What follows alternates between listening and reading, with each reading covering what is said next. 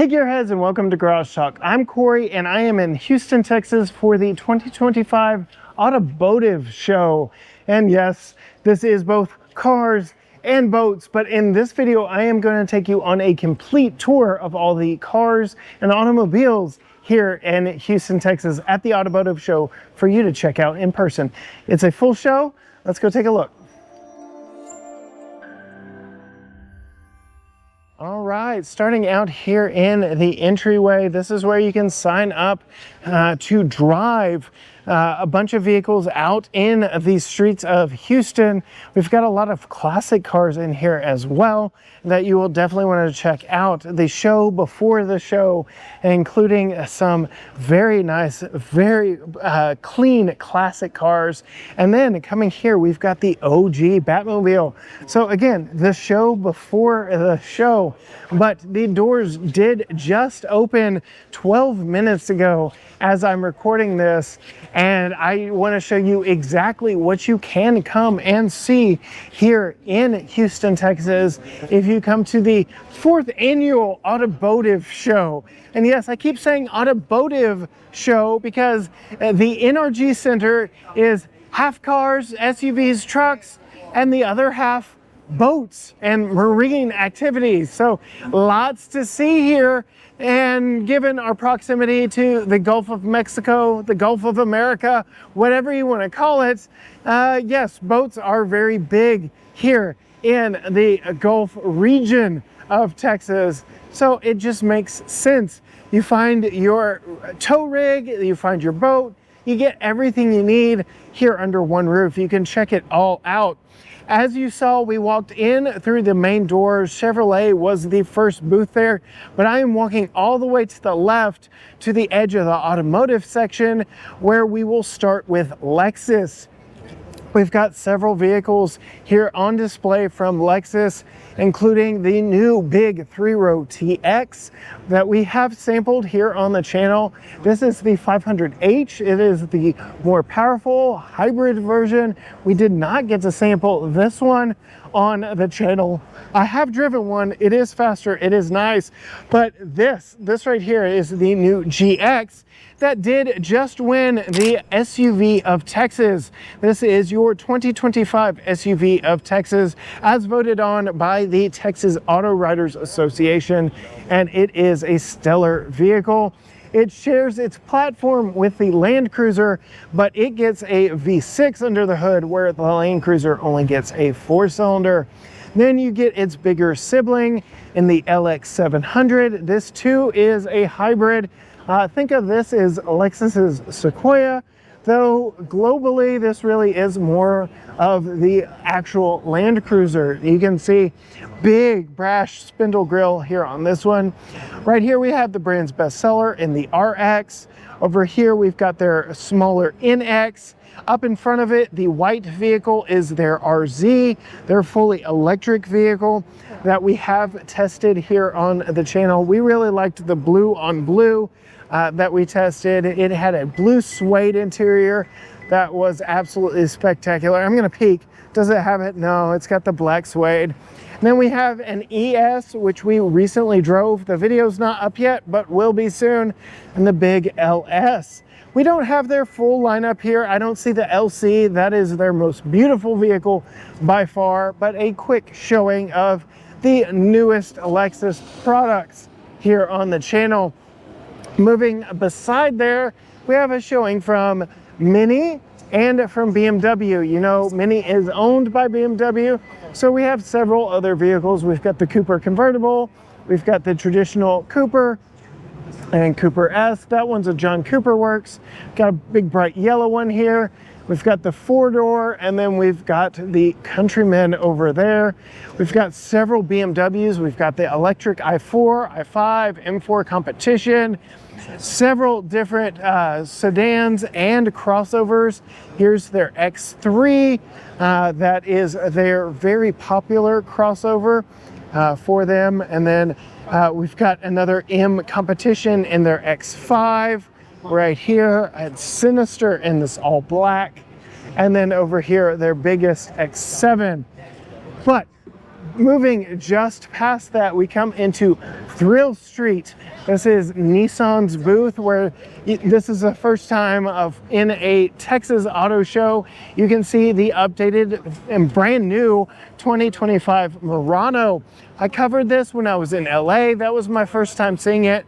Now we're seeing it here in Texas. You can see all new vehicle riding on their midsize SUV architecture. This really is like Ford Edge size. This really is a sweet spot. I wish more automakers had vehicles in this size class. It's not a big 3-row. Everybody's making big 3-rows now, but it is a very comfortable, very luxurious 2-row vehicle that has all the modern amenities of other modern Nissan products. You can see their very nice stitched seats here in this one, very much like the interior. This kind of straddles the line on design and appointments between the Aria that is just behind it and some other vehicles in the lineup, including their more premium Infinity brand. So the back end of this is giving strong Infinity vibes from that very wide side-to-side full width LED taillight and light bar back here. The Murano spelled across the back, this being the Platinum model, is the top trim, but very, very strong Infinity vibes back here on the back of this new Murano.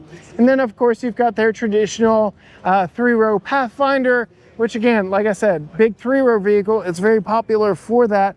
But my use case with one kid myself, the Murano is more what I would want. And then the compact Rogue, which is now available in a Rock Creek. So both of these are Rock Creek models, which get all-terrain wheels and tires. They get a slight lift onto them. I know the Pathfinder Rock Creek gets just a little bit more power if you put premium fuel in it. And then the new Rock Creek version of the Rogue, you can see it gets a similar fascia treatment as the Pathfinder Rock Creek. And think of it as very heavy soft rotors. And I say that with an asterisk because the brand would say, no, these are serious off-roaders. But for that, you're really going to want to go to the Pro 4X line, which of course comes on the new 2025 Frontier. Also getting that new kind of 3-slot nose grille on the front, but this did get updates for the 2025 model year to the tech on the inside, the face of the vehicle, different wheels and tires. I'll go ahead and show you much larger screen inside on this one. So bringing the Frontier more modern, even though we did just get an update not that long ago to the Frontier. But another Pro 4X that you're going to want to check out is the new Armada. This was just announced. This rides on the Global Patrol platform. Unfortunately, the V8 that we loved so much in the last Armada we tested is gone. We get a 3.5 liter twin turbo V6 making 425 horsepower. It can tow up to 8,500 pounds, which is great depending on which trim you get. But yes, this Pro 4X version of the Armada is new to the Armada line. You can see we have better approach angles with that kind of chiseled front chin lip there. And then better wheels and tires on this. We've got Yokohama Geolander tires with a more aggressive tread pattern on them. And we're going to go ahead and peek in over their shoulders. Different IP up front. We've got lots of screen real estate up front. Very clean overall styling to this vehicle. Very big, boxy, and upright, but not overdone on the side styling. I very much appreciate it. I feel the competition from Toyota and the Sequoia is a little overstyled. This new Armada is definitely more moderately styled, but there's some fun touches throughout, including this Armada here that is orange for the Pro 4X. That does separate the black roof from the body color down the side, and just a very clean look all the way around. I am very anxiously awaiting getting one of these for a full week's worth of testing, where we will take it off-road and explore just what it's capable of. I did want to go ahead and pop the lift gate open because I do feel like we've got a decent amount of space in here, especially compared to Sequoia. I feel like the Sequoia, the rear seats come all the way back to the rear hatch. Here we've just got just a little bit more room. We have, of course, already tested the Infinity version of this platform in the QX80. We've had a couple samples of that QX80 on the channel already, and this is the more affordable version. This is slotted to go up against Tahoe, Suburban, Sequoia, things like that in that full-size body-on-frame SUV category. And this actually undercuts Tahoe and Suburban. It starts at just under $55,000. You cannot get a new Tahoe for under 60. So that is saying a lot for Nissan with their new Armada. I really, really do like it. I am very anxiously awaiting my turn behind the wheel in one. Of course, we've got the new Z over here. We've sampled a couple Zs on the channel, but I'm really digging these retro wheels on this particular one in this gray paint. It looks very nice, very sleek, very classic in its overall appearance. And then moving back behind Nissan and Thrill Street, we've got Hyundai. I have been a huge fan of Hyundai for a while here on the channel, and they really have brought their A game here to the Houston Automotive Show. We've got the new Palisade, though we are about to get an update to the Palisade. We've already seen the foreign models revealed, so this is Hyundai's version of the very popular Kia Telluride. And then a vehicle we really love here on the channel, we sampled the non-hybrid calligraphy. This is a hybrid version of the calligraphy of the new Santa Fe. You can tell the hybrid models by the wheels. They get smaller 20-inch wheels for the hybrid model. I really like this blue. The model we tested was that copper, that matte copper color, but I really do like it. It does look a lot better in person than it does come across on camera. I remember the first time I saw pictures of it, and I just didn't know. I felt like the taillights were a little bit too low. Go ahead and tell you here on the video exactly why those taillights are so low. And they really wanted to emphasize the overall opening of this rear cargo compartment, which meant putting in these very big strut braces that, well, you can already see. This is where our taillights are. This is probably where they should be, but they would have been too close to those hinges, those strut towers. So that is why the rear end looks the way it does. They really did design this vehicle from this rear opening forward, because they really did want to give that big wide open expanse, not only for loading cargo, but if you were overlanding in it and experiencing all that the Santa Fe could offer. They wanted to give you a nice expansive view, floor to ceiling, pillar to pillar, wide opening rear view. You can see we've got the updated Elantra, the new Sonata, that is a hybrid. We have a video of that. We've got the new Tucson, perhaps their best seller, that was updated for 2025. Just a slight mid-cycle refresh, but we have the return of knobs and buttons on the inside, cleaned up front grille and lighting there. You can see here we've got the non-hybrid calligraphy Santa Fe with the bigger 21-inch wheels on it. So that is how you tell the hybrid calligraphies apart. And then we've got their Ioniq 5, their first fully electric mainstream EV, carrying over mostly unchanged for 24 and 25. But I'm going to go ahead and see right here, push this button. What charge port do we have? Yes, new Max charge port. This is one of the first non-Tesla vehicles to have that port integrated into the side of it that you can buy on sale today. My word of caution to many EV intended buyers right now is, how long do you plan on having it? Are you going to buy? Are you going to lease? And then what is your charging situation? Would you consider waiting for an integrated NACS port, or are you fine with just an adapter? So yes, that is a 25 Ioniq 5. And then coming here, I'm very shocked to see this vehicle here because it just made its world debut in LA in November. This is the new Ioniq 9. It's a 2026 model. It is their version of the very popular and award-winning Kia EV9. And this just kind of takes the luxury up a notch over its Kia brethren. I've got a couple videos from LA introducing this vehicle to you, including one where I got to ride in it. So if you're interested in this one, you want to see inside, because this one is locked down, unfortunately, because it is pre-production, definitely go check out the other videos I have here on the channel. But I got to show you the back end here. Do you love it? Do you hate it? It's kind of a boat tail in my opinion, but you can see very big tail light signature back here. We get those pixelated lights. You can see your brake lights are here, your running lights there. This portion right here does not light up. I have not seen that lit up on any model to date, but your third brake light does span from here to here. And it does give a very unique rear end signature.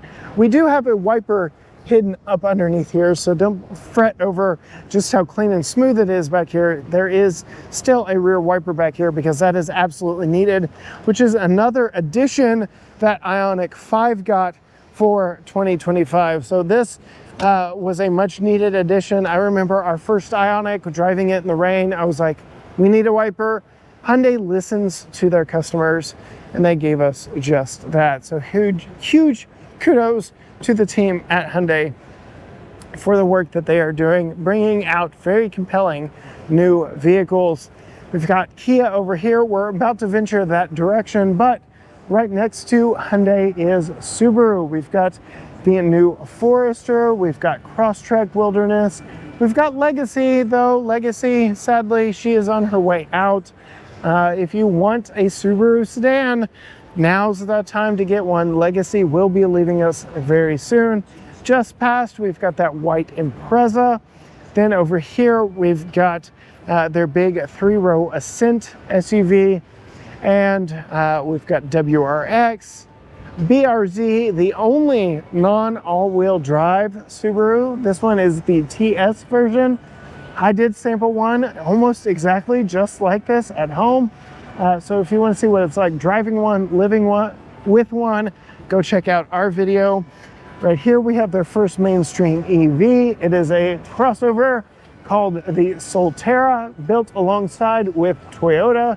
It is a partnership that extends the partnership that started with that BRZ. So these two vehicles right here can also be had from Toyota in the GR86 and the BZ4X. And then lastly, up front here, we have the Outback Wilderness. It did get a mild facelift for 2024. So a little bit more aggressive front end on this one. Kind of flew under the radar, didn't get a lot of coverage. And naturally, it wouldn't be an auto show. It wouldn't be a Subaru booth if there weren't pups. So there will be some puppies here throughout the show for you to love on, cuddle with, and potentially adopt, because Subaru does love pets. You can see the dogs did go for a walk. Here they all come right on cue for you to love on and snuggle with. But yes, they do encourage fostering and adopting pets.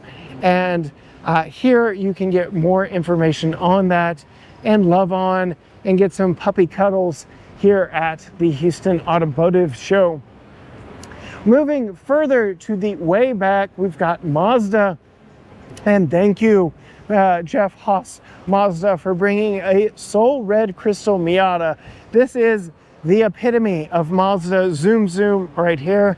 Even though, yes, unfortunately, this is the RF version. It's got the hardtop on it, the removable hardtop on it.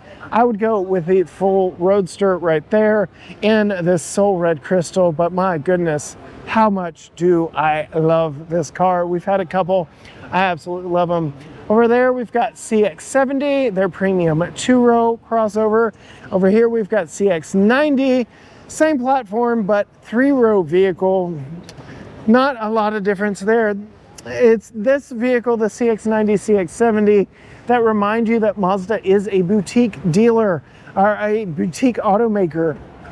They've been partnered with other brands in the past, but they really are on their own, so to speak, versus all the big players, Honda, Toyota, GM, Ford. Mazda is soldiering on as a boutique player. And so, yes, you get some vehicles that make you scratch your head a little bit, like the CX-70 being its own unique vehicle versus the CX-90. Even though they have the same body, they're different vehicles. Over here, we've got CX-50 showing you exactly the lifestyle they want you to create for yourself.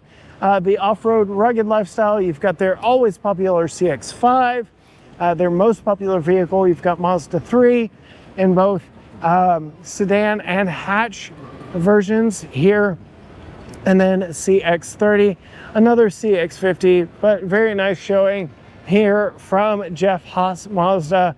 Thank you to local dealers for supporting auto shows, even when the big manufacturers can't or don't. And yes, I love seeing many vehicles and brands represented at car shows. And I love just how full the show floor is here this year. I remember last year it being fairly sparse throughout.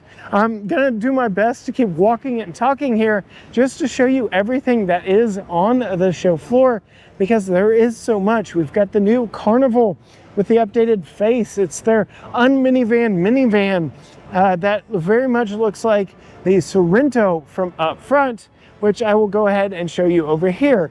Here's the Sorento 3-row SUV, and over there is the Carnival 3-row minivan. And in between, yes, we've got the Sportage, though this did just get a facelift in at LA. They showed off a new facelifted version of the Sportage. We've got the K5 right here. We've got the Telluride. We've got that red Nero back there. Again, this is a pre-facelifted Sportage. It does not look like we've got the facelifted 2026 model here yet.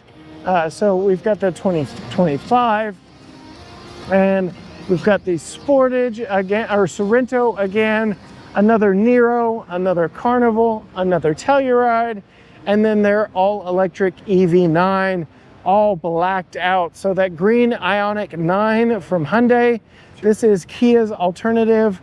It has won tons of awards left, right, and center, and rightly so. This is a very compelling big 3-row electric SUV that I've really enjoyed all my experiences with it. Coming back behind the Nero, we have the Seltos, and then further back here, we've got the Evolve booth. So we've got a lot of electric vehicles. I'm not going to spend too much time here. I'm coming up here just to show you we've got Infiniti has a booth up here as well. So we've got the new QX80, we've got QX60, a bunch of new vehicles here. I'm going to close the hatch on this QX80 and show you, if you remember back to that Murano, I was talking about giving strong Infiniti vibes. It's this taillight signature across the back that very much mimics that in that Murano to the Infiniti. You can see we've got that white one up there. She's showing the kick activated tailgate back there in the back, but very Infiniti-like styling on that Nissan Murano. Here we have the QX55.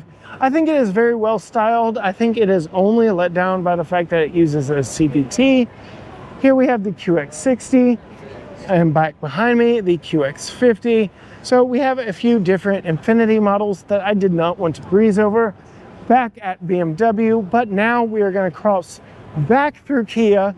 I'm telling you, there are a lot of vehicles at this show. There is a lot to see at this show, and I am putting in the miles to show it to you all. I'm really digging the back end of the updated K5.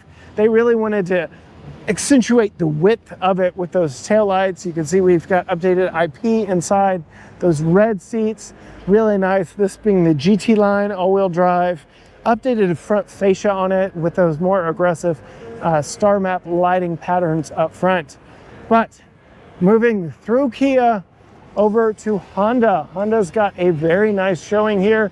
We've got a couple Accords here on the front corners. Very popular full-size vehicle for them going up against Toyota Camry. We've got the Honda Civic Type R, a vehicle I love, but I have not gotten at home yet for a full week's worth of testing. I love the blue, I love the wing. CR-V, their perhaps most popular vehicle, outright, sells like crazy. Very roomy, very spacious, neck and neck with the Toyota RAV4 in overall sales volume. But that's the vehicle that turns the lights on at Honda. And then you can see we have their all-new electric Prologue. We tested one here on the channel. It does share a lot of components with a Chevrolet Blazer EV, and that is because it was built in partnership with Chevy. And I think this is actually a better vehicle than the Chevy on which it shares a platform. Definitely go check out that video. And coming to the back of the Honda booth, you will want to walk all the way back here. This is a new 2026 Honda Passport. I was very excited to see this here. I covered a couple different models in LA while I was at the LA Auto Show. I cannot wait to get behind the wheel of this. I really have enjoyed my time with Passport and Pilot. The Pilot was updated for the 2023 model, but the Passport, which is a shorter version of the same platform, has had to soldier on basically unchanged until 2026. So you can see we get a much more rugged look. It breaks form. It is no longer just a shorter Pilot. It is its own unique vehicle. Very rugged, boxy styling. I really like some of the design cues that you have to really see in person, like the fact that Passport is stamped across the front here. We've got that nose inlet that unfortunately is fake. We've got the HPD wheels on this, which I think look spectacular. And the overall boxy shape and proportions, I like just how squared off and short that tail end is. It really does give you a great departure angle on this vehicle that is meant for some serious off-roading. And you can see Passport stamped into the tailgate there. I really do like this. I am very anxiously awaiting my first time behind the wheel of one. And then moving on the inside, yep, sadly it's locked, but the interior does very much mimic the Pilot, on which it shares a good portion of its components. But I am so grateful that it is departing a little bit from just being a shortened Pilot. But here I'll go ahead and show you inside the Pilot. That is essentially what the inside of the Passport looks like. This being the Trail Sport model, offers all the same goodies, but you can see here we've got seating for 2 in the front, 2 in the middle, and then 3 across the back, which we actually have the back row folded for that cargo cover back there in the way back. Moving on from Honda, gotta love it, gotta represent the Astros here. They are the official vehicle of the Houston Astros. So I'm just loving the Ridgeline, all decked out in Astro stuff. We're still waiting on an updated Ridgeline. We got Passport first, so waiting on an updated version, but I would expect something very similar to what we have with Passport, just with a truck bed on the back. And since I showed you that Astros Ridgeline, I've got to show you the Astros Civic. Go Stros. Is this our year? We've made a lot of big changes. Is Alex Bregman going? Is he staying? How much are we going to pay him? He's probably going to be overpaid. I love him, but I don't know if he's worth it all. But yes, go Stros. Coming over from there, we've got Toyota. And Toyota is stacked with vehicles. I will not be able to show you everything they have here, but I will do a quick run through of some of their newest products, including this Crown Signia. We literally just got out of one last week, and it was a very comfortable vehicle. Holly road tripped it over 600 miles to Austin and back. She loved almost everything about it. You'll have to check out our full review on it to find out her full thoughts. Me personally, I think it is the most Lexus-like Toyota in the lineup. That, along with the non-wagon version of it in the traditional Crown. I've loved them both. Over here, we've got the new Prius, which was updated just a couple years ago. You can see the new design language. Those headlights, running lights, they are echoed on the front of Crown and Crown Signia. A very familiar design language across the board. And then we have Toyota's version of that electric Subaru I showed you earlier. The Subaru Solterra and this Toyota BZ4X share a platform, share a lot of styling, share battery architecture. They share a lot. So there is your Toyota version. Over here we have the very popular Toyota Land Cruiser. This is, as we jokingly call on the channel, the Land Cruiser Squared. It is the Land Cruiser model and the Land Cruiser trim. There are only two trims for 2025. This and the 1958 version with the round headlights and the cloth interior.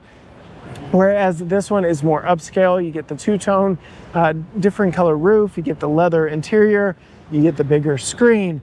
But just past Land Cruiser, we just announced today, I say we, as president of the Texas Auto Writers Association, it is my privilege to show you the first ever mid-size pickup truck of Texas. This is the 2025 truck of Texas, the new Toyota Tacoma.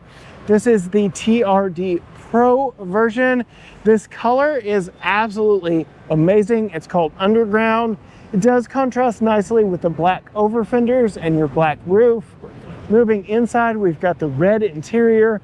This being the TRD Pro, we get those isodynamic seats that absolutely destroy rear seat legroom, but are intended to give you a better off-road ride. And very, very cool tech here on the inside of the 2025 truck of Texas. And then its sibling, the Tacoma without a bed. This is the new 2025 4Runner. I have not gotten to drive one yet, but I have gotten to sample a couple. And you have a lot of strong opinions as a buying public on this vehicle. Is it really a 4Runner? Is it a step down? Is it a step sideways? Is it a step up for the brand? A lot of different opinions there. The V6 is gone. The 5-speed auto is gone. We have a more modern hybrid powertrain and a turbo 4 powertrain if you don't want the hybrid, but only 4 cylinders no matter which version you get. Though the hybrid version is more powerful than the V6, it is more fuel efficient than the V6, it is more, in theory, capable than the V6. 8-speed automatic transmission is a lot better for fuel economy and off-roading than the old 5-speed. This one, it's no longer a dinosaur. I joked so long about the old 4Runner being almost as old as I am. It felt like it every time I drove it. The suspension was so off-road focused that it did a nosedive anytime you'd step on the brakes in traffic. This promises to be much more refined, and it does ride on the same platform as the Land Cruiser, but think of it as a Tacoma version of the Land Cruiser. So the interior looks like the Tacoma, the exterior looks like the Tacoma. You get a lot of options and trims like the Tacoma. So lots to see here. And this color is the new TRD specific color. It's called Mud Bath. You can see this one is the hybrid version. The TRD Pro is exclusively a hybrid version. These are still built in Japan and carded over here, much like the Land Cruiser. So there you have it, the new 4Runner. Let me know your thoughts down in the comment section below. But we've got Sequoia TRD Pro, we've got RAV4 back there, we've got Tacoma over here, several Tacomas all the way around this show. And then further back, we've got Tundras in multiple different trims. We have Highlanders and Grand Highlanders. We've got Sienna minivans. We've got lots and lots of Toyota products here because you might know at this point, Texas is now the home to Toyota US HQ. So this is almost a home show for them. And we just appreciate all the new Toyota products. So they have every model in their lineup represented here in Houston for you to check out. Sliding over from Toyota, we've got Stellantis and their family of brands, which includes Ram, their new heavy duty, their ProMaster pickup, their new 2025 1500s, the new RHO back there, which does fill a gap of serious off-roaders left by the vacancy of the TRX, but is not a TRX replacement, is significantly cheaper, I believe 20 grand cheaper than the TRX. And say what you will about the Hurricane Inline 6, it did just win an award from the Texas Auto Writers for being an outstanding powertrain. I love that Hurricane powertrain. It is a very, very strong power plant. But you can see we've got Ram products right here. Turning around, we've got Alfa Romeo, we've got the Stelvio, we've got the Tonale. On the other side of this billboard here, we've got Fiat with their 500e. We've got the Chrysler Pacifica, the only vehicle in the Chrysler's lineup. Yeah, there's the Voyager, but it's essentially a Pacifica. Much like Mazda with their CX-90 and 70 as Pacifica and Voyager. Over here, we've got Dodge Hornet. We've got the all-electric Dodge Charger Daytona. This is a fully electric muscle car from the brand. Have not gotten to sample it. You can see this is a stage 2 performance. There will be a inline 6-cylinder powered version coming soon. That I am eagerly awaiting. It will have slightly different styling because you won't have this big, massive air pass-through that you have because it's an EV. You will have that straight 6 under the hood. But just like I said in the Ram, that inline 6 from Stellantis is a very strong, very capable power plant that has officially won awards, as I myself have handled the trophy. Then we've got the Durango, which soldiers on yet again for another model year. We're joking at how old the old 4Runner was. Durango is right there with it. That is a very old, aging platform. We're still waiting on a replacement for, which is interesting because we've had the big extended wheelbase Grand Cherokee L for several years now, and we're still waiting on Dodge's version of this. New platform, more modern platform, and Dodge just hasn't gotten the update yet. I don't know if Jeep was afraid it was going to cannibalize their sales, but yes, that Durango soldiers on yet again for another model year. And we've got Jeep coming back into the back corner here. We've got Compass, we've got Wrangler, we've got Wagoneer, which is now officially a Jeep product, not its own thing. So it is now officially a Jeep Wagoneer. And then we come back here, we've got Grand Cherokee yet again. This is also the L version, the longer version. We've got the Gladiator Rubicon right here, the pickup truck version for the Wrangler. And then I wanted to come back to the very back. I am very impressed with this. This is the Wagoneer S from Jeep. It is fully electric, set to compete in the luxury EV space with the Cadillac Lyriq. And I would say they're doing a very good job. The options, the range, the power, the styling, the overall design and build quality, I think is right up there and quite a value. Right now, they're only selling the first edition, which is around $77,000. But more affordable versions will be available soon, at which case I say it is quite the steal for what it is. A luxurious electric vehicle from Jeep. You can see Ram very much showing off their Motor Trend Truck of the Year award back there in the bed of their pickup trucks. And then you can hear Camp Jeep back there, where you can ride in some Jeep vehicles in a simulated off-road course. We've got a lot of exotic vehicles here, Ferraris, Porsche. We've got Lamborghini. I love that Lamborghini, purple. Cybertruck, love it or hate it, there it is. And this is the first time I've actually seen a Purosangue, I believe I'm saying that correctly, the Ferrari SUV. And though they won't call it an SUV, but that's exactly what this is. Hell hath frozen over because Ferrari has made an SUV. And yes, here it is, the Purosangue. Purosangue? I'm butchering it, but yeah, I'm a Texan. That's pretty much on par for me, right? But as we come here, yeah, look please, but don't touch. Very nice upscale interior. Definitely a more people first Ferrari than we have seen in the past. And that's really what SUVs are. They're more people first because it does allow more people, more comfort on the inside. All right, moving from Stellantis, I've actually skipped over several brands. And so we are going to go back in the direction of Kia because Chevrolet has a booth right next to Kia. They were the first brand we saw when we walked through the front door, so I cannot forget them. Personally, they are a brand near and dear to my heart. I've owned one.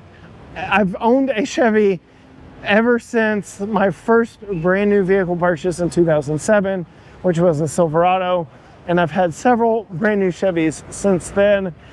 Here we have the high country version of the Silverado, the luxury trim.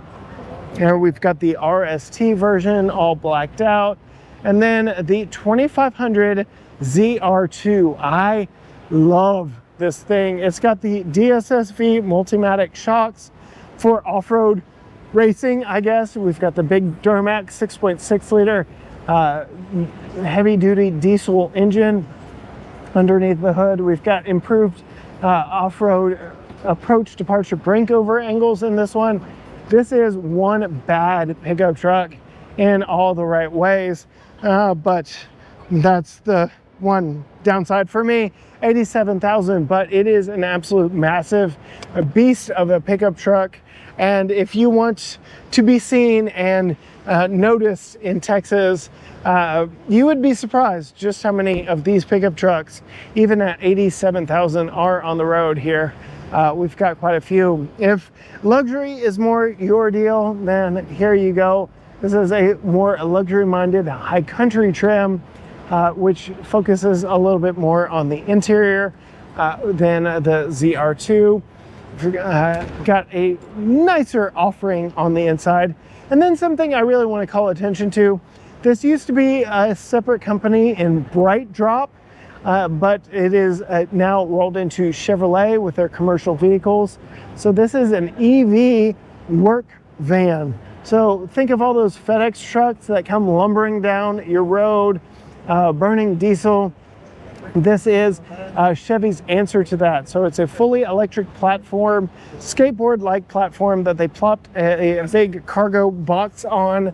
And you can see we've got modern amenities when we come in here. So big digital screens for driver information and for infotainment. And then we're actually going to walk around to the other side. You can see they're still calling it the Bright Drop model, but it does wear the Chevy bow tie. Come up here, we've got a jump seat right here, but tons of cargo space back here in the back. I know it is very dark, but again, think of this as your next FedEx delivery vehicle.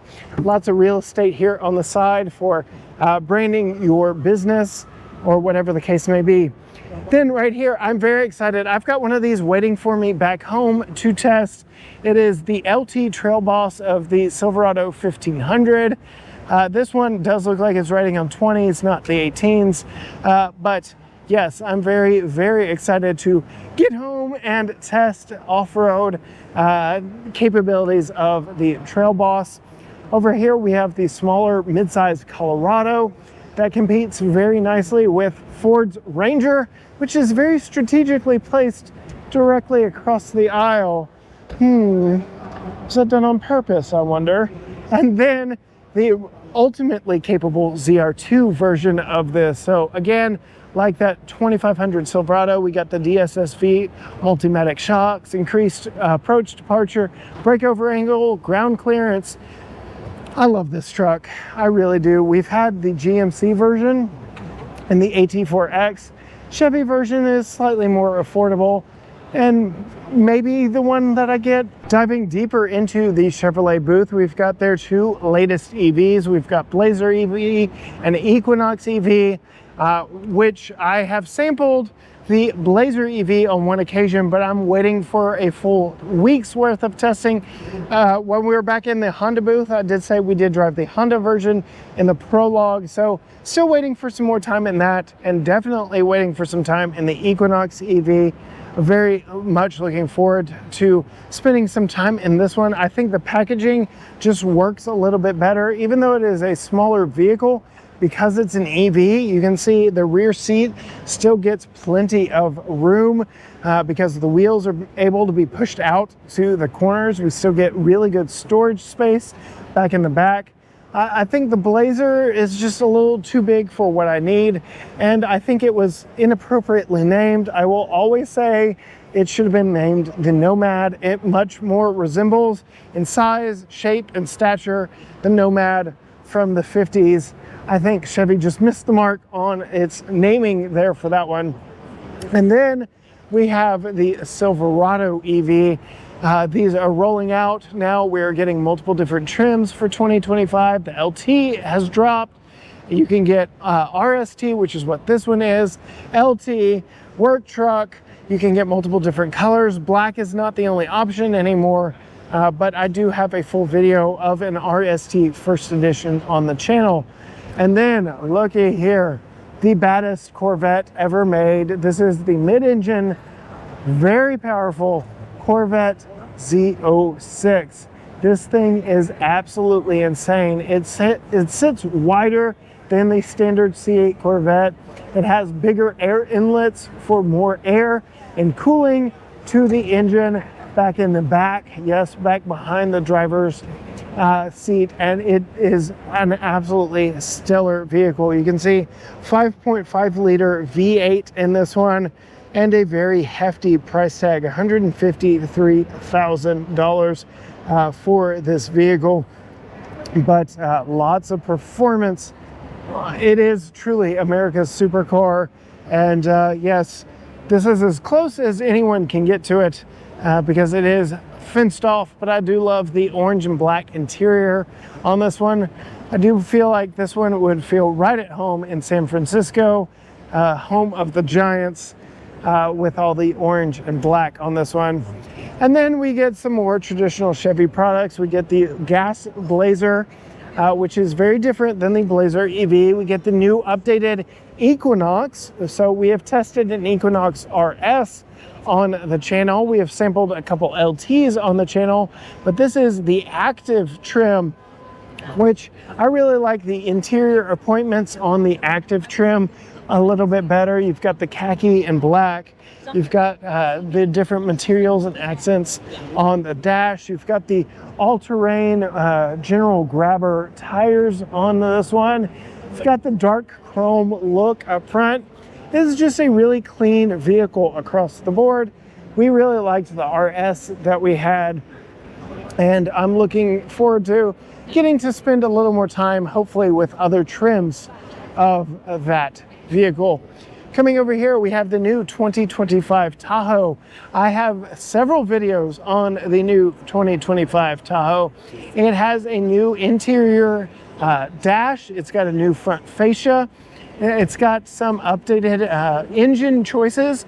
You can now get the Duramax diesel in the Z71 trim. You can get 24-inch wheels. These are the 22s, but you can see same dash setup that we've had in the last couple of Chevy products that we've tested, with the 17.7-inch freeform display and the 11-inch digital gauge cluster.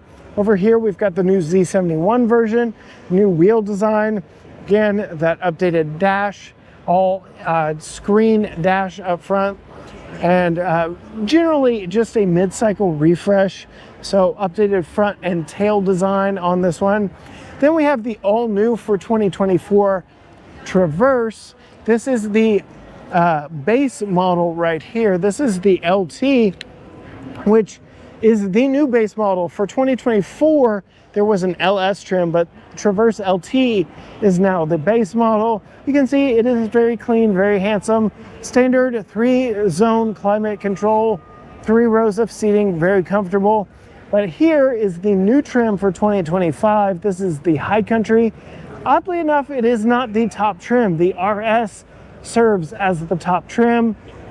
And you can see very similar front end styling to that base LT. I feel like they missed the mark a little bit. We don't get any of the bronze accents from the other trims, other models that wear the High Country trim. We get the bronze accents here on the inside. But again, very large infotainment and gauge cluster screen, just like what we saw in Tahoe.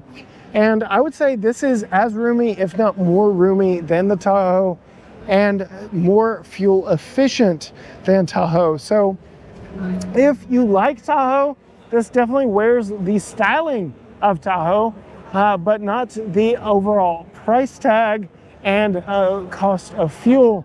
You cannot get a Tahoe for under $60,000, but looky here, you've got a High Country Traverse, though this one is front wheel drive. All-wheel drive is optional for less than $60,000. So if you really like Tahoe, but it just isn't in your budget, this is equally as big inside and has a lot to offer as well.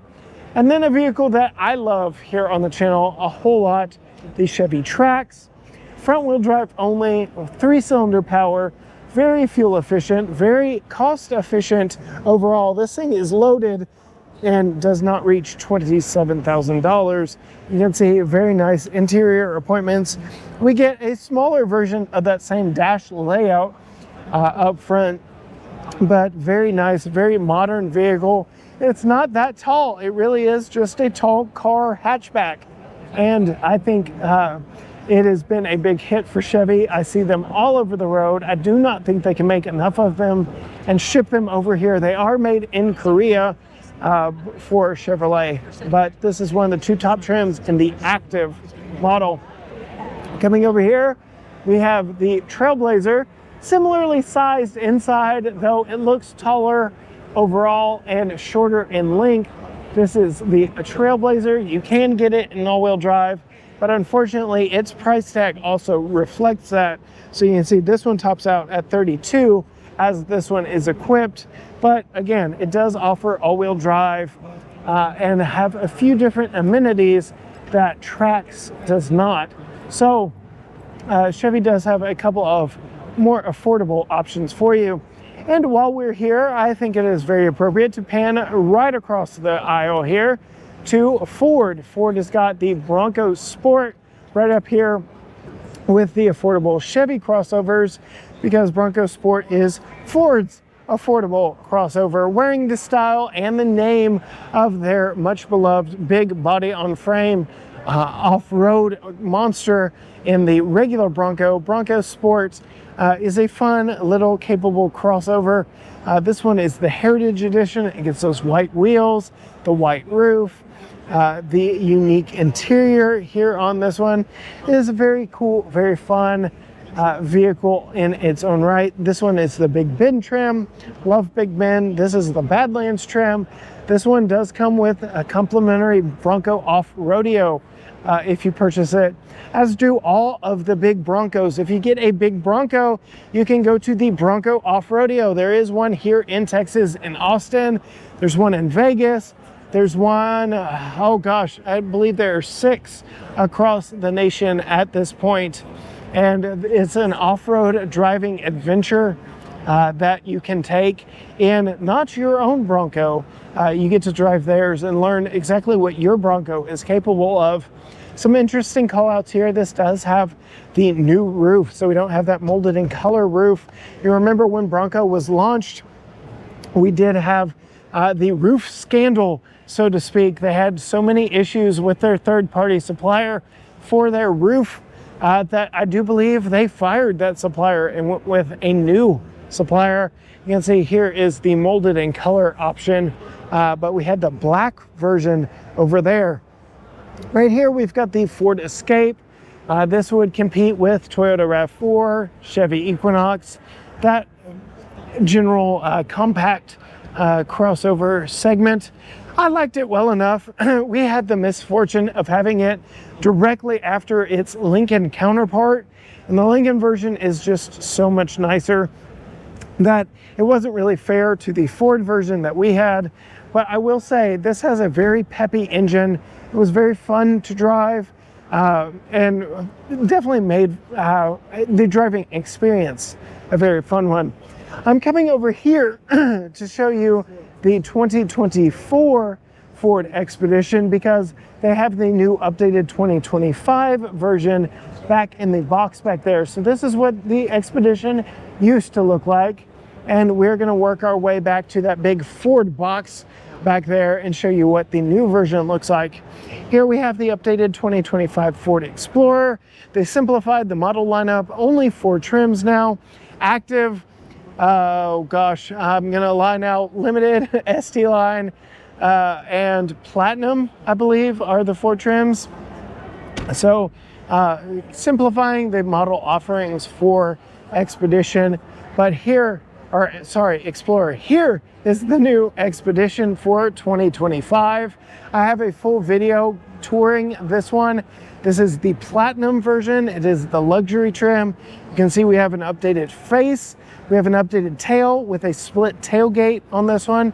We've got 24-inch wheels. We've got a full digital dash in this one. Very impressive interior appointments. So, like I said, I have a full video where I actually get in this particular one and show you around. You'll want to definitely check that out.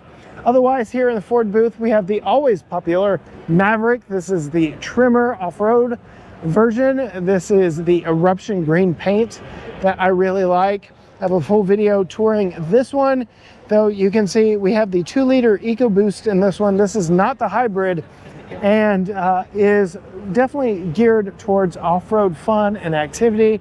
We've tested a trimmer on the channel. We loved it quite a bit.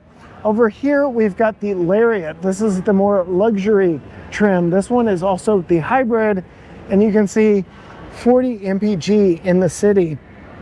Very fuel efficient vehicle here, and then the very luxurious, nice touches on the inside. For 25, we got a new bigger screen across all models. You can see we've got Maverick embossed on the seats back here. I really do like it. Really like this denim blue paint, though they call it azure gray. Sorry, azure gray on this one, but very clean. Updated front fascia on this one, so we get an updated headlight treatment, LED running lights. Very clean look, just to keep it modern and fresh. We've got the new Mustang over there. Coming over here, we've got the new Ranger that I'm still waiting on a full week in a Ford Ranger. Ford, it would be great if you could send one our way, because I have generally liked the design, the packaging of the Ranger. You can see digital screens inside. Very nice. I'd say one of the best back seats among its competitors, which includes the Truck of Texas in that new Toyota Tacoma. We have the built-in step here that is wide enough for both your feet for you to climb in and move stuff around in the back. We've got the updated for 2024 F-150. You can see it got new headlights, new grille treatment, and they simplified the offerings here in the F-150 as well, only with the larger fuel tank now, which did decrease max payload, but the bigger fuel tank does mean you could go further. We've got all the big screens and tech inside here. The Lightning carries over mostly unchanged into the model year. It doesn't get the updated styling from the gas version, though I would expect maybe in a year or two to see some subtle tweaks to the overall styling of the Lightning. And then you can see here we have this massive FX4 King Ranch F350 with the 6.7 liter Power Stroke turbo diesel in this one. I was gushing over that ZR2 Silverado. This thing is very Texas in its own right. It is a massive beast that can haul and tow with the best of them. You can see we've got a couple other Super Duty models over here. We've got the Transit van down there, and just across the aisle we've got the GMC Sierra Denali HD vehicle we've tested a couple times here on the channel. We absolutely love. Very luxurious on the inside, very powerful in its own right. The new GMC Acadia. This is GMC's version of the Chevy Traverse I showed you. The GMC Sierra EV in this gorgeous, like, deep cherry red color. I love it. They are saying, I am seeing reports of over 500 miles on a single charge from users hypermiling these. These are very impressive pickup trucks, even though they're riding on 24-inch wheels and tires. And this being the Denali version with a fully luxurious interior as well. You see that big tablet style screen inside. Very nice pickup truck with the expandable cargo capacity of a fold down mid-gate. So if you remember, the Chevy Avalanche pioneered this fold down mid-gate in between the cab and the bed. Now they've perfected it. It's 60-40 split, so you can fold that side down and still leave this seat up, or you can fold this side down and leave these two seats up, or you can fold the whole thing down, take the back window out, and be good to go, and carry up to 11 feet of cargo in this. Very, very impressive all the way around. You can see we have that multi-pro tailgate on it as well, which is kind of becoming a hallmark of GMC pickup trucks. The tailgate within the tailgate, you can see it here on the Denali HD. You can see it over here on the 1500 Denali right here. You have the kicker sound system built into it. And then, yes, that very nice interior. This is the Denali Ultimate. So we've got that very nice, luxurious interior. Moving over here, we've got the GMC Hummer EV. We've got the new GMC Terrain, which is GMC's version of the Equinox.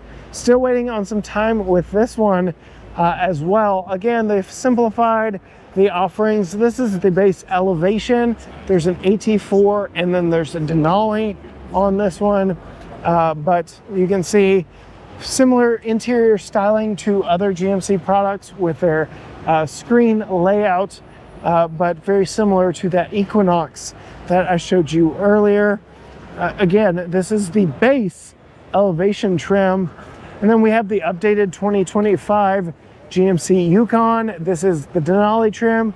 Again, small, subtle tweaks year over year. They got a new face. The grille is reworked. The headlights are reworked a bit. And then the interior has gotten a major update. So that big tablet screen in there, yet again, and a very clean, updated look. There is now also an AT4 Ultimate trim.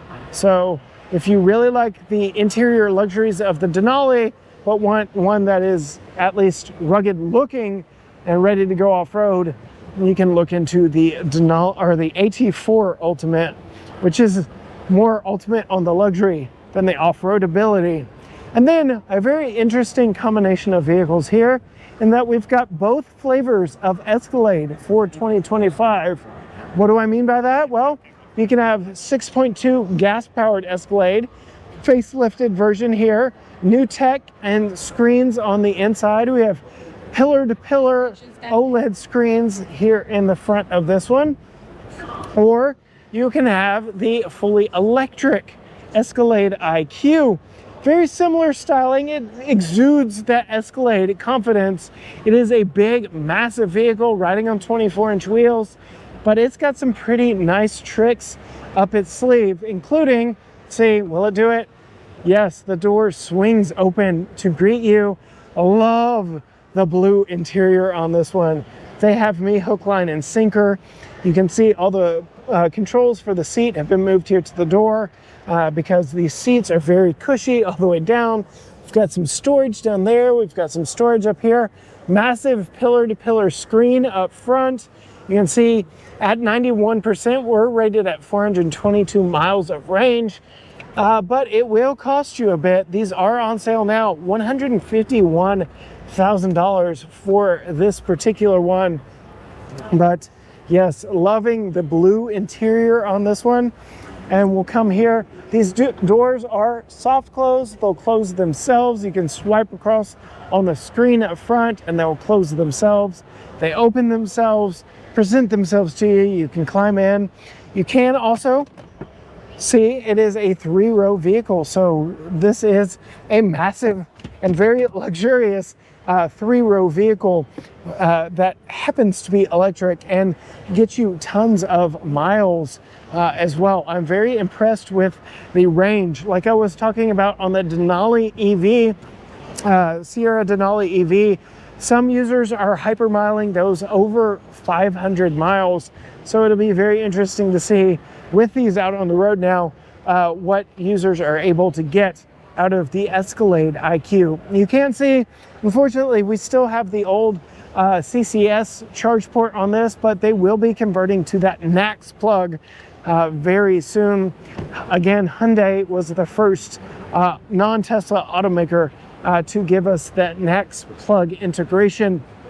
Not to be the only EV here at Cadillac, we also have the very popular Lyriq, which is very much Cadillac's version of the Chevrolet Blazer EV. But this is the first one I have seen not wearing camouflage. This is the new Optic. They just went on sale. I really like the size, style, design, and proportions of this Optic. I did a full deep dive on this vehicle. The interior materials and color choices are absolutely on point. The wheelbase of this is 6 inches shorter than that red Lyriq right next to it. I think the interior doesn't really sacrifice on overall space. This is an absolute winner, and as this one sits, it is $61,000 before any tax credits, which no, I have not researched, but this one should be eligible because it is built here in the United States, in Detroit. So it should qualify for all the tax credits. It is better looking, in my opinion, than the Lyriq, which is an incredibly popular EV from Cadillac. And you can see we have the updated CT5V Blackwing here. We got new screens inside. We've got big OLED screen here inside. Updated front fascia and lighting on this one, but they are still committed to gas-powered performance. So we have the supercharged V8 in this. We've got a twin-turbo V6 in the CT4V Blackwing. So still quite a bit of different options for performance from Cadillac. Moving forward from there, we have Volkswagen. Several different offerings from them. We've got Jetta, we've got their electric ID4, we've got the Atlas, which got a facelift for the 2024 model year. See a Golf back there, but the new VW that is catching everybody's attention is back here. It will do a big reveal past these pillars. It's the new ID Buzz, their fully electric van that very much reminds us of the days of hippie flower power. It's got that big skateboard battery underneath and a fully retro style. I am begging VW to bring us one of these to do a family test of on the channel, live with for a week. You can see here we've got Taos and all the different offerings from VW. We've got updated, sorry, this one was Tiguan, that one's Taos. Sometimes I forget what I'm looking at versus what you're looking at, but yes, Taos is their smallest, Tiguan is their compact that would compete against Toyota RAV4 and such.